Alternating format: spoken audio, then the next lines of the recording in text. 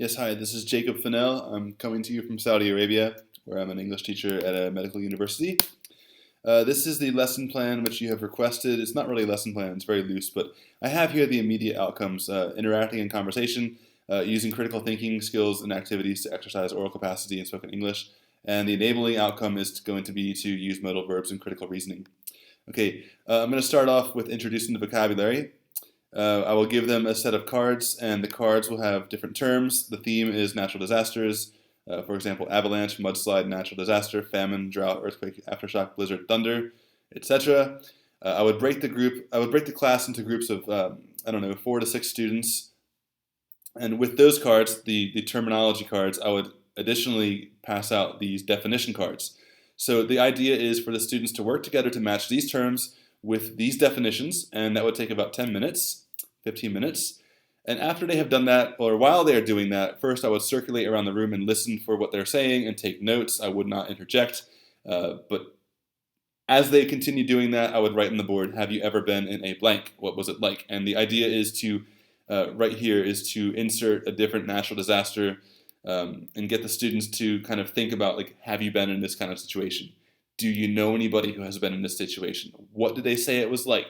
The idea is to get these students to describe it, to use descriptive language, to use adjectives. These students are going to be more advanced, intermediate to advanced high school or university students. Okay, so they would be engaging in conversation within their groups. The second part of this activity would be that this part of the activity would be that they are going to imagine themselves in this situation and to think about making conditional statements. Okay, what would you do if you were in an earthquake? Okay, where would you go? What would you do to stay safe? And they have to provide the reasoning behind this. Okay, think scientifically here. Okay, let me make this. Okay, so for example, coming from California, we have earthquakes all the time. I have been in many earthquakes. Okay, so what would I do if I were in an earthquake? Well, the first thing I would do would be that I would go outside to where there's no chance of objects falling down to hit me. I wouldn't make it that descriptive, but I would focus mainly on if I were in this situation, I would do this. So the idea is to focus on the conditional statement, the if statement, and the modal statement. Okay, yeah. So I would provide them with a couple examples, and that's right here. If I saw a tsunami coming, I would run for the hills. If I saw a tornado coming, I would go into the house and go downstairs. And the idea is to get the students to ask why, and then they would provide reasoning. Okay. Then the last part of the activity would be that I would pass out another set of cards, and the cards would have everyday objects, like as you see here, and the students would stay in their groups, and I would give them situation. They have just survived a natural disaster. Okay, imagine that you in your group have just survived a natural disaster.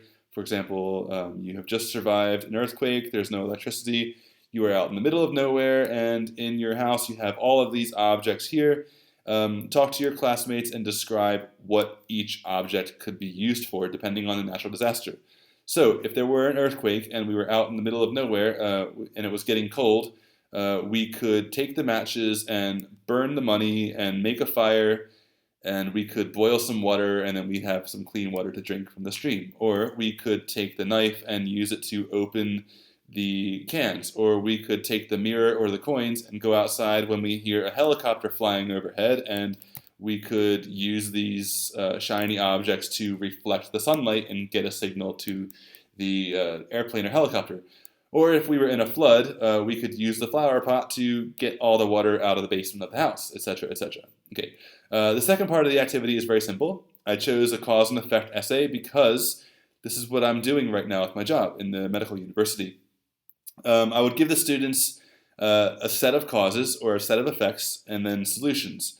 The idea would be for the students to brainstorm and make an outline first, just by listing points. As you see here, eating junk food, for example, hamburgers, chips, and McDonald's, drinking sugary soft drinks. That would lead to the effect, these problems lead to obesity, children are overweight, unhealthy, unfit. But these are multiple causes which would lead to multiple effects and then solutions. But I would like to try to get the students to think more along the lines of being, rather than a solution or a conclusion, but to make some kind of implication, to leave the reader with some kind of question. And I would have them write rough drafts. They would submit the rough drafts, give them to me. Then I would make corrections, and then we would go over them in class. And to be brief, that is what I would do. I'm sorry I can't do much more time. I have 5 minutes and that's it. If you have any more questions, feel free to contact me. I'd be more than happy to answer more questions you have. Thank you very much and have a great day. Thanks.